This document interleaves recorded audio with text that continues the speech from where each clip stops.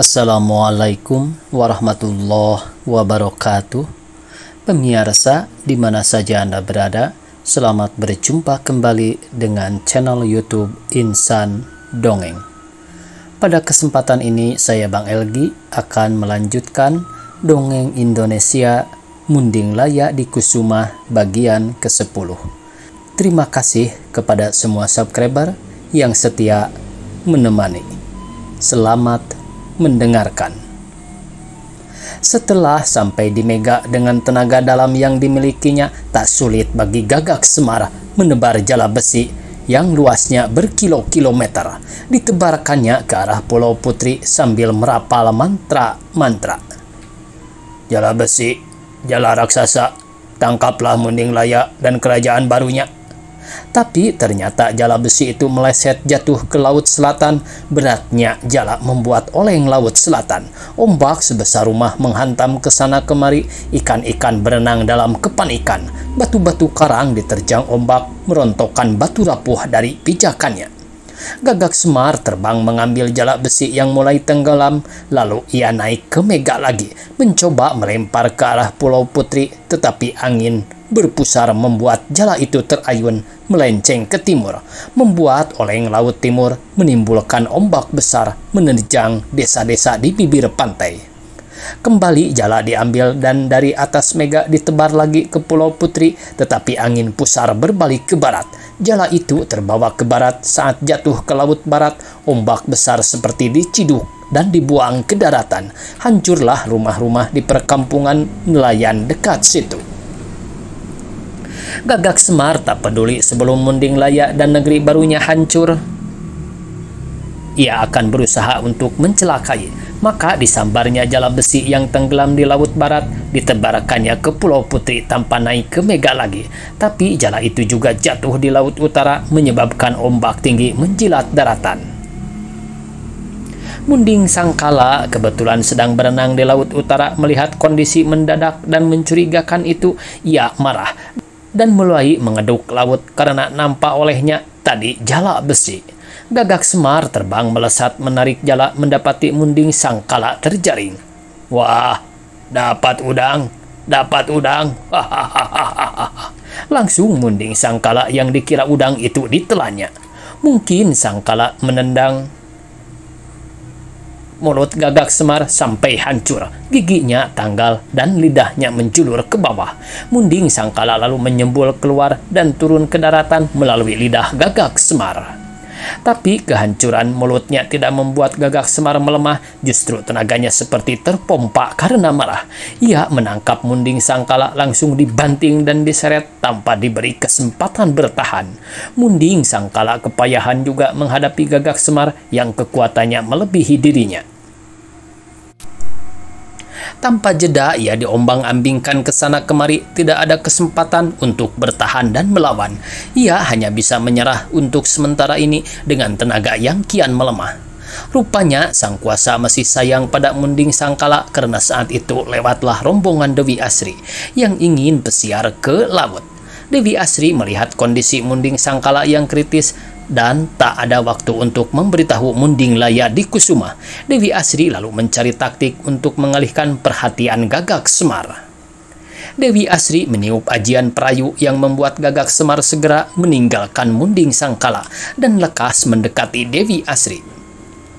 Mari sini Kakang, saya pijitin badannya, rayu Dewi Asri dengan suara lemah lembut. Gagak Semar menurut tanpa kata.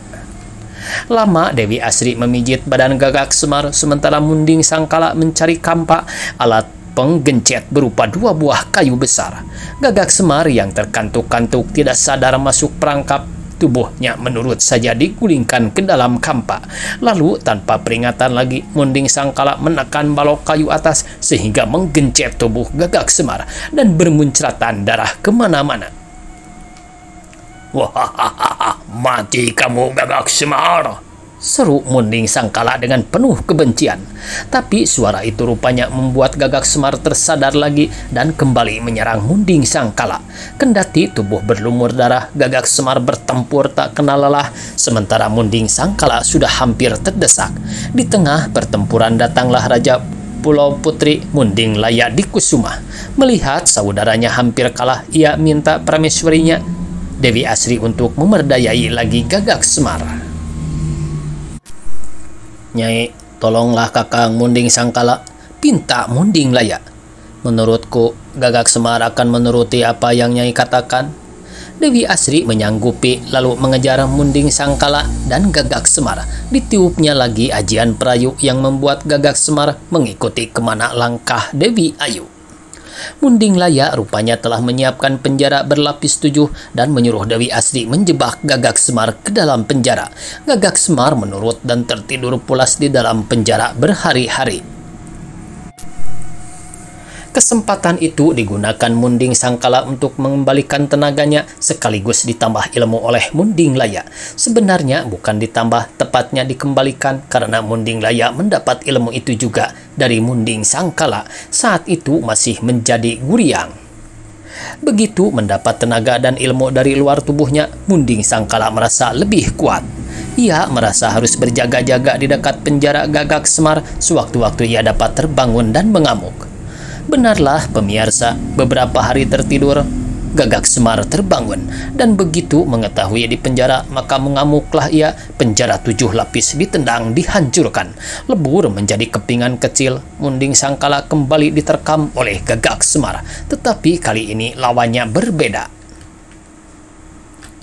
Munding Sangkala membalikkan diri, kukunya berubah memanjang, menusuk ke tubuh Gagak Semar, melepuhkan kulit. Tapi Gagak Semar tak menyerah. Dengan kulit luka parut dan terbakar pun ia masih melawan Munding Sangkala. Keduanya sama-sama sakti, sama-sama kuat, tak ada yang kalah maupun menang. Munding Laya dan Dewi Asri pun memerhatikan pertarungan yang makan waktu berhari-hari itu. Mereka prihatin melihat keduanya bertempur sampai mati tanpa tahu tujuan peperangan. "Kanda, kalau tidak dicegah, tidak ada gunanya pertarungan mereka," kata Dewi Asri. Munding Laya setuju, tetapi bagaimana caranya? Saat itu lewatlah Ratna Inten yang hendak berkunjung ke Pulau Putri. Munding Laya mencium tangan mantan ibu angkatnya itu dengan hormat. "Kenapa dua raksasa itu bertempur?" tanya Ratna Inten heran. "Itulah ibu, mereka memerebutkan hal yang tak jelas. Semula Gagak Semar tak ingin ada negara baru di dekat negaranya. Dan Kakang Munding Sangkala membela negaranya. Hingga kini tak ada yang kalah maupun menang di antara mereka," keluh Munding Laya bingung. "Baiklah, ibu akan mencoba membuat mereka berhenti," kata Dewi Ratna Inten sambil bersemadi. "Untuk apa kalian bertempur, Gagak Semar dan Munding Sangkala Wisesa? Padahal kelak kalian jadi saudara," seru Ratna Inten membahana. Ternyata ampuh dua raksasa itu berhenti berkelahi dan mulai memerhatikan Ratna Inten yang berdiri di samping Munding Laya dan Dewi Asri. "Kalian tak tahu masa depan dan terlalu larut dalam emosi. Sabarlah, berpikirlah jernih. Aku melihat kalian akan terikat menjadi saudara." Gagak Semar lalu teringat adiknya Sekar Wulan yang belum juga berjodoh bertemu dengan Munding Sangkala yang sakti, membuat Gagak Semar berniat menjodohkan keduanya. Gagak Semar tiba-tiba tersenyum menatap Munding Sangkala. "Ada apa? Ada apa, ha?" tanya Munding Sangkala tidak mengerti maksud tatapan Gagak Semar. Aku menyerah, Kakang. Kau boleh ambil negeriku, Tunjung Gresik," kata Gagak Semar bijak. "Apa-apaan ini? Begitu mudah kau menyerah?" Munding Sangkala tak terima, seperti mendapat upah tanpa harus bekerja. "Ketahuilah Munding Sangkala, aku memiliki adik seorang gadis cantik, Sekar Wulan. Aku pernah berjanji, jika bertemu dengan orang yang sama kuatnya denganku, aku akan menyerah takluk padanya. Kini kaulah orangnya." Gagak Semar berlutut dan menunduk. "Terimalah hormat saya, Kakang Munding Sangkala Wisesa." Munding Laya tersenyum lega, begitu pula Dewi Asri dan Ratna Inten. Munding Sangkala akhirnya dengan malu-malu menerima takluknya Gagak Semar. Apalagi setelah bertemu dengan Sekar Wulan, Munding Sangkala langsung jatuh hati. Mereka menikah dan negara Tunjung Gresik bergabung dengan Pulau Putri. Beberapa tahun kemudian negara Pulau Putri telah meluaskan wilayahnya menjadi kerajaan luas dengan banyak kerajaan jajahan.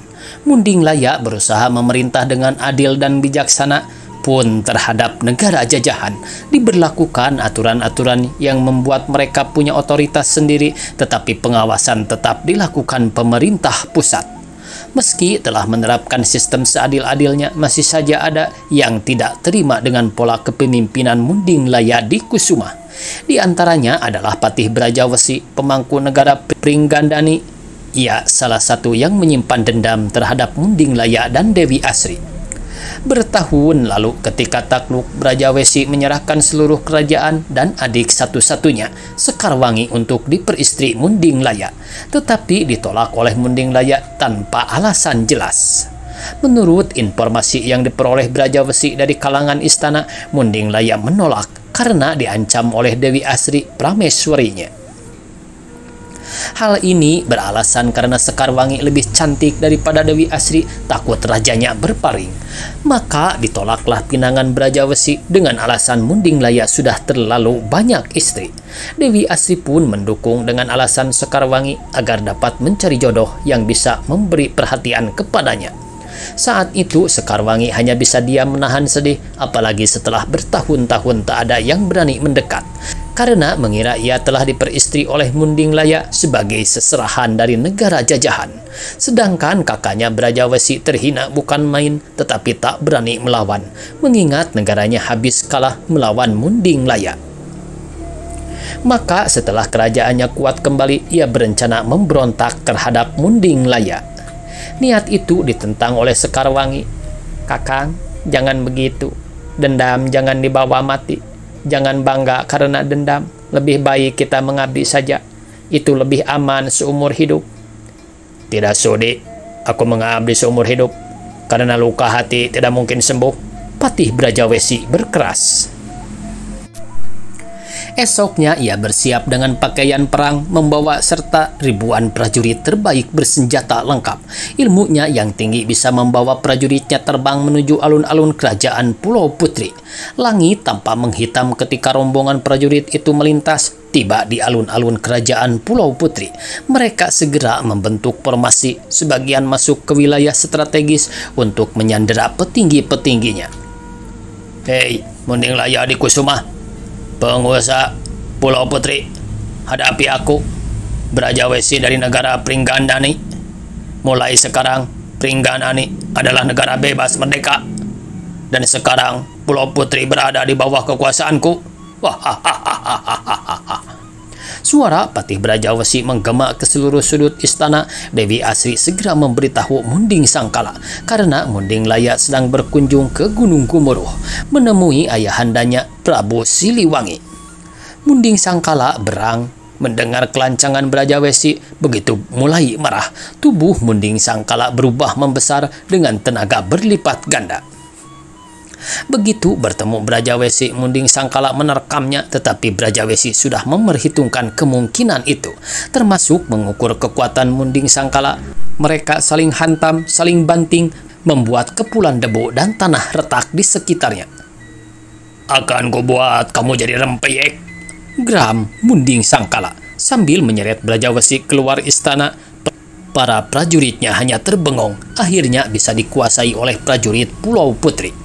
Sementara pimpinannya Patih Brajawesi tidak bisa melawan, diseret ke arah pantai, dibanting menimpa Gunung Cadas, menyebabkan gunung itu runtuh dan reruntuhannya jatuh ke negara tetangga yang juga jajahan Pulau Putri, yaitu negara Buta Haruman. Munding Sangkala masih menyeret dan membanting Brajawesi dan mengombang-ambingkan ke pohon-pohon besar, menerbangkan ratusan batang pohon ke negara Buta Haruman. Mengetahui negaranya mendapat serangan bertubi-tubi berupa bebatuan dan batang-batang pohon yang datang seperti angin puyuh, Kidang Rambatan, penguasa negara Buta Haruman, naik pitam. Ia tak lagi melihat apakah itu Patih Munding Sangkala, wakil dari Raja Munding Laya yang menjadi atasannya. Kidang Rambatan mengambil rangka besi untuk pondasi jembatan antar pulau, dipukulkannya ke Brajawesi dan Munding Sangkala, sehingga dua petarung itu tak bisa bergerak bebas, terbelenggu rangka besi. "Ini balasan orang yang mengacak-ngacak negara lain," kata Kidang Rambatan marah. Munding Sangkala terbang bersama rangka besi itu ke langit dengan ilmu kanuragaan yang tinggi yang melepas rangka sekaligus menghancurkannya, lalu menangkap Brajawesi yang sudah meluncur turun tanpa daya. Munding Sangkala menyebetkan Brajawesi ke paseban kerajaan Buta Haruman sehingga pilar-pilarnya runtuh, membuat Kidang Rambatan bertambah marah. "Dasar raksasa tak tahu topan samtun, awas kau!" Kidang Rambatan membawa caloncong baja semacam tabung panjang untuk menyimpan sesuatu yang berbahaya yang memerlukan kewaspadaan. Caloncong itu dihantamkan ke kepala Munding Sangkala, nyaris masuk ke batok kepala. Munding Sangkala mengamuk. Kidang Rambatan dicengkeram di satu tangan bersama Brajawesi, sementara tangan lain mengayun seperti sedang menari, bergerak ke sana kemari seperti kerbau yang mengamuk. Dua orang di tangannya disabetkan ke segala arah sampai tak terasa memasuki wilayah lain yang belum termasuk sebagai jajahan negara Pulau Putri. Tak kenal waktu dan lelah, Munding Sangkala terus menyebetkan Brajawesi dan Kidang Rambatan di pohon-pohon beringin di perbatasan negara Kuta Lamaran. Bunyi tumbang pohon beringin menyita perhatian Demung Galanggang. Bunyi apa itu? Raksasa jatuh? Tanya Demung Galanggang pada para penasehat kerajaan yang datang menghadap. "Bukan, Yang Mulia, tapi beringin-beringin yang roboh diterjang raksasa Munding Sangkala." "Munding Sangkala, Pati Pulau Putri itu, mau apa dia ke sini? Negara kita tidak di bawah jajahannya." Demung Sangkala gusar mendengar hal itu. Brak! Bruk! Brak! Bruk! Beringin-beringin bertumbangan lagi kena hantaman tubuh Brajawesi dan Kidang Rambatan yang dipegangi Munding Sangkala. Bunyi gemuruh gerakan Munding Sangkala seperti angin puyuh memporak-porandakan beringin yang malang melintang di seluruh alun-alun Kuta Lamaran. Melihat suasana negaranya, marahlah Demung Galanggang. Ia mengambil linggis perunggu sebesar batang pohon kelapa, dipukulkan ke kepala Munding Sangkala Wisesa. Cedak! Cedak! Pukulan pertama membuat Munding Sangkala berhenti bergerak, hanya berdiri sekian detik. Kali kedua, pukulan linggis itu membuatnya memutar tubuh, mencari gerangan pelaku pemukulan sambil menyebutkan tubuh Brajawesi dan Kidang Rambatan ke kanan kiri. Sing! Bunyi desing linggis yang dilemparkan Demung Galanggang terdengar bergesekan dengan udara. Munding Sangkala berkonsentrasi mengikuti bunyi desing itu dan di saat yang tepat menangkap linggis itu sebelum menancap di tubuhnya. Linggis perunggu itu lantas dilemparkannya ke arah tempat pertemuan raja dan tamu kerajaan, hingga ruangan yang indah itu hancur berantakan. Begitupun dengan linggis perunggu. "Kau memang sakti, Munding Sangkala, tapi marilah kita bertarung selaku laki-laki. Simpan barang bawaanmu itu, mari hadapi aku," tantang Demung Galanggang. Munding Sangkala meletakkan Brajawesi yang sudah tak sadarkan diri dan Kidang Rambatan yang muntah darah, lalu disambutnya tantangan Demung Galanggang. Munding Sangkala tak lagi menunggu serangan, kemarahannya sudah diubun-ubun, tak mampu ia menahan sabar. Dihantamnya Demung dengan kepalan tangannya sekeras batu. Demung Galanggang terpental, tetapi anehnya bukannya kesakitan, tapi ketika mengenai batu kaki bukit, seolah tubuhnya melenting dan menyerang Munding Sangkala dengan cepat. Munding Sangkala mundur ratusan meter. "Aku sudah tahu caramu berkelahi. Baiklah, sekarang kita adu kesaktian saja," tantang Demung lagi. "Silahkan, aku akan melayanimu dengan setia," ejek Munding Sangkala. Waktunya habis pemirsa. Dicukupkan sekian. Semoga esok kita bisa berjumpa kembali. Billahi taufiq wal hidayah. Wassalamualaikum warahmatullahi wabarakatuh.